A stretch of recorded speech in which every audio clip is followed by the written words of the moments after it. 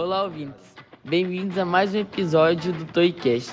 Eu sou o Toiço e hoje vamos explorar um tema fascinante e essencial para a nossa saúde e aparência: a epiderme. Você sabia que a epiderme é a camada mais externa da nossa pele? Então, vamos mergulhar um pouco mais nesse assunto e entender como ela funciona, sua importância e como ajudar dela. Então, vamos começar. O que é epiderme? Vamos começar pelo básico. A epiderme é a camada mais superficial da pele e serve como a nossa principal linha de defesa contra agentes externos como bactérias, vírus e poluição. É composta por várias camadas de células, principalmente os queratinócitos, que produzem queratina e uma proteína que ajuda a proteger a pele e fortalecer. Funções da epiderme. A epiderme desempenha várias funções cruciais. A principal delas é a proteção. Ao criar uma barreira, ela impede a entrada de substâncias nocivas e a perda de água. As células da epiderme se renovam constantemente. A cada 4 a 6 semanas, novas células são produzidas e as mais antigas são eliminadas. Esse processo é vital para manter a pele saudável e para a cicatrização de feridas. Dicas e erros comuns. Vou compartilhar algumas dicas rápidas para manter a sua epiderme saudável. Primeiro, evite esfoliações agressivas, que podem irritar a pele e causar mais danos do que benefícios. Segundo, beba bastante água para manter sua pele hidratada de dentro para fora. E por último, os cuidados com a pele, as necessidades específicas da sua epiderme, que podem variar com a idade e as condições ambientais. Além disso, cuidado com o uso excessivo de produtos químicos e procure sempre orientações dermatológicas para tratamentos mais específicos.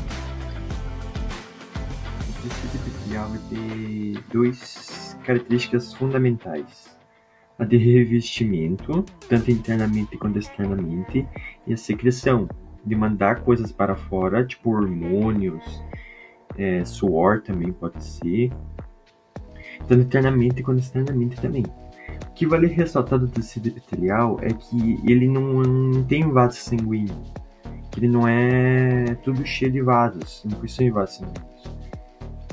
E que, para ele ser sustentado, para ele continuar meio que sendo nutrido, ele meio que é nutrido por outro tecido, que é o tecido conjuntivo, que fica embaixo dele.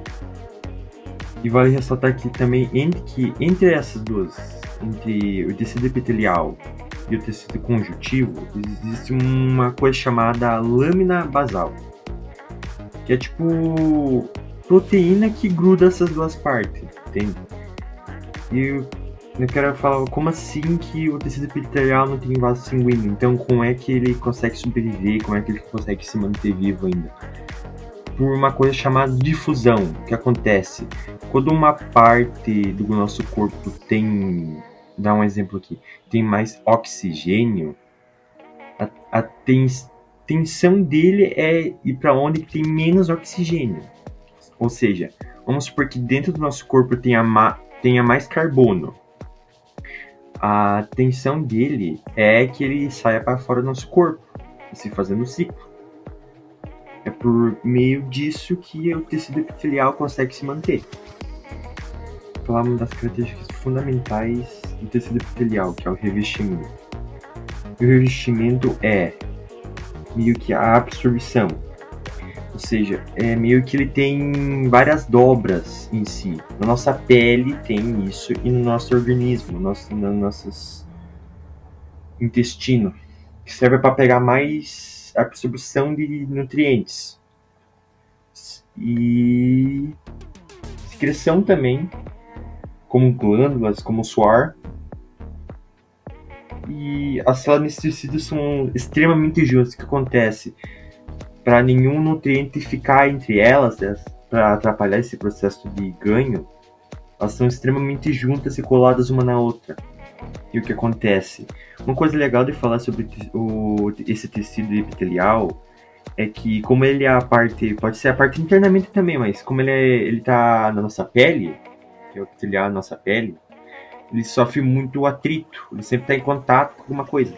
Por isso que ele sofre muita mitose. Ele sempre está se trocando.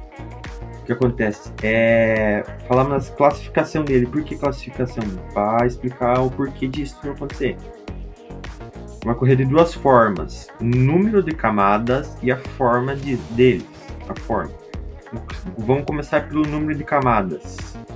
Pode ser simples, estratificado e pseudoestratificado. O que eu quero dizer com isso? Que dependendo do número de células, de níveis, isso vai mudar. Tipo assim, o simples ele só tem uma camada de célula, por exemplo. O estratificado ele tem mais uma célula, ou seja, quanto mais níveis de célula tem mais para cima, chegando mais ao topo, vamos supor assim, mais alto, basicamente,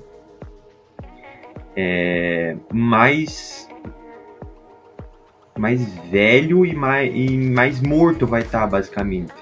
Porque quando você, tipo, na sua mão, ele tem calo, porque essas calinhas que a gente, tipo, pegando na enxada ou trabalhando com alguma coisa mais pesada, começa a surgir calos, que é essa parte onde tem calos na nossa mão, é a parte onde que a nossa pele, que é o tecido epitelial, ele tá mais seco, mais morto, não tem tanta mitose porque ele já é tirado, ele está sempre em renovação, por isso que tem muita mitose.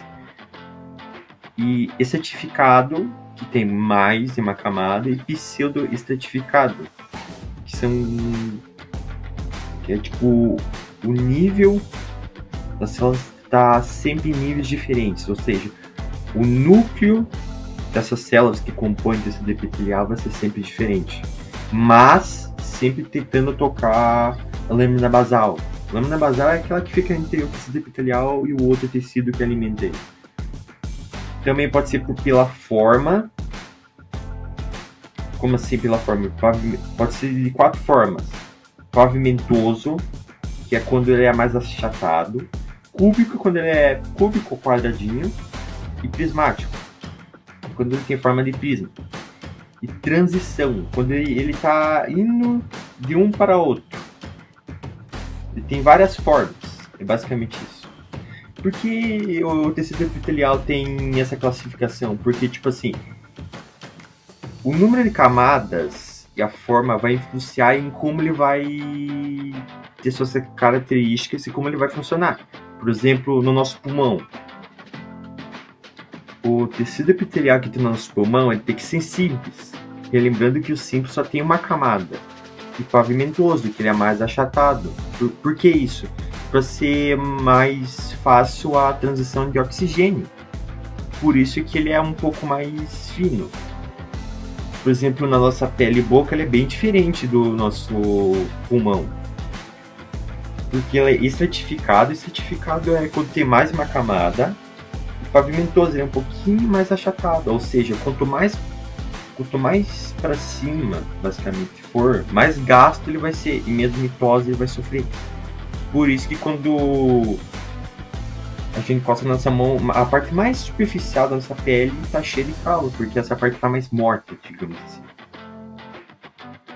E aí, pessoal, gostaram de conhecer sobre a epiderme? Espero que as informações de hoje tenham sido úteis e que você agora saiba um pouco mais sobre como cuidar da sua pele.